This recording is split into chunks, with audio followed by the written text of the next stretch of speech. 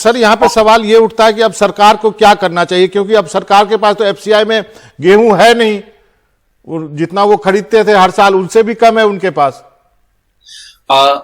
अगर आप मुझे पूछें कि सरकार को 1-1.5 महीना पहले क्या करना चाहिए था, तब तो मैं कई चीजें बता सकता हूं।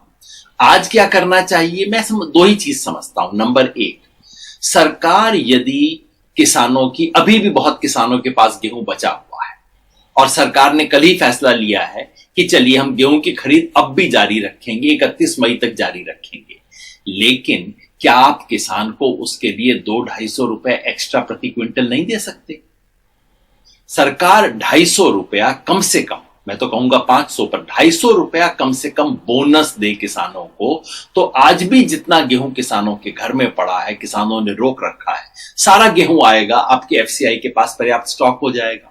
एफसीआई ने पिछले साल 44 करोड़ क्विंटल की खरीद की थी, इस साल सिर्फ 18 करोड़ क्विंटल की खरीद की है। और, तो जाहिर है और 19 करोड़ और उनके 19 करोड़ उनके स्टॉक में है, तो जो पिछले साल जितना उन्होंने खरीदा उससे भी कम है अभी एफसीआई के पास।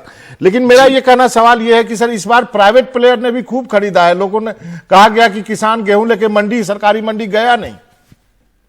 वही तो खेल हुआ है मनोरंजन भाई, कि अंतरराष्ट्रीय बाजार में दाम चल रहा था बहुत ज्यादा। भारत के अंदर था 2015 रुपए एमएसपी किसान के लिए फिक्स की गई थी। अंतरराष्ट्रीय बाजार में बहुत अच्छा दाम मिल रहा था, 2500, 2700, 2800, उससे भी ज्यादा। तो क्या किया प्राइवेट प्लेयर ने, और इनमें दो प्रमुख प्लेयर थे, एक तो रिलायंस और दूसरा आदित्य बिरला ग्रुप। इन दोनों ने काफी ज्यादा खरीद करके स्टॉक किया। सरकार आराम से देखती रही कि चलिए लोग प्राइवेट प्लेयर को दे रहे हैं, हमारे पास खरीद के लिए नहीं आ रहे, हमें क्या, हमारा झंझट खत्म हुआ।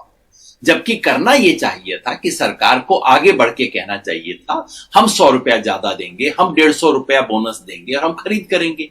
वो खरीद के मौके पर सरकार चूक गई, उसके कारण यह संकट पैदा हुआ है। इसलिए अब भी सरकार को या तो बोनस दे के करना होगा, एक, और दूसरा, जिन किसानों को खासतौर पे उत्तर भारत के, जो हरियाणा, पंजाब, पश्चिमी उत्तर प्रदेश, ये जो बेल्ट है जहां भीषण गर्मी पड़ी थी, वहां राष्ट्रीय आपदा कोष जो है उसमें से किसानों को यदि प्रति एकड़, मैं कहूंगा प्रति एकड़ आप 5000 रुपए किसानों को एक मुआवजा दें, जिसकी कानूनी व्यवस्था है जी, कानूनी व्यवस्था का इस्तेमाल करते हुए किसानों को मुआवजा दिया जाए, तो फिर भी इसमें किसानों की कुछ बचत हो सकती है।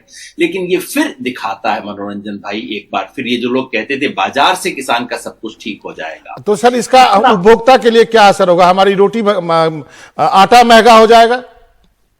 आटा तो महंगा हो चुका है, इसीलिए तो सरकार ने अब ताबड़तोड़ इस तरह के कदम उठाए हैं। जबकि सरकार को जितना गेहूं चाहिए होता है प्रति वर्ष, राष्ट्र सरकार को राशन की में देने के लिए गेहूं चाहिए, उसके ऊपर प्रधानमंत्री गरीब कल्याण योजना है, उसके लिए गेहूं चाहिए, मिड डे मील और दूसरी स्कीम है उसके लिए चाहिए।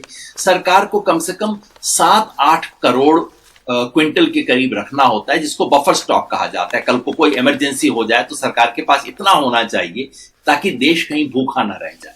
और उसके अलावा सरकार एक और किया करती थी मनोरंजन भाई, 2-3 करोड़ क्विंटल सरकार, जब थोड़ा सा भी आटे का दाम बढ़ना शुरू होता था, सरकार उसको मार्केट में रिलीज करती थी, प्राइस नीचे आ जाते थे।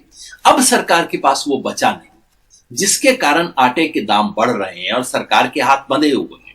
तो ऐसे में जाहिर है महंगाई को रोकने के लिए, क्योंकि आटे की महंगाई तो बिल्कुल अल्टीमेट है ना, आटा बढ़ेगा तो फिर तो गरीब के पास कुछ भी नहीं बचेगा। सही कह रहे हैं। इसलिए सरकार को अब इंटरवीन करना होगा, अब भी थोड़ा सा समय है सरकार के पास इंटरवीन करने के लिए। चलिए देखते हैं सरकार क्या कहती है।